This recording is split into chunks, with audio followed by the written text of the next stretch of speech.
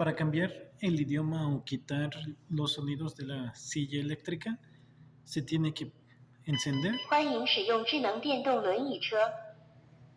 y dejar presionado el botón de claxon y de tortuga al mismo tiempo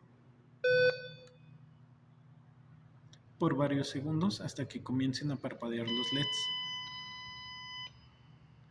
Cuando el indicador esté en medio, estará en modo chino. A la izquierda se quitarán el idioma y a la derecha los mensajes estarán en inglés. Vamos a quitar el idioma y lo vamos a dejar en sin idioma.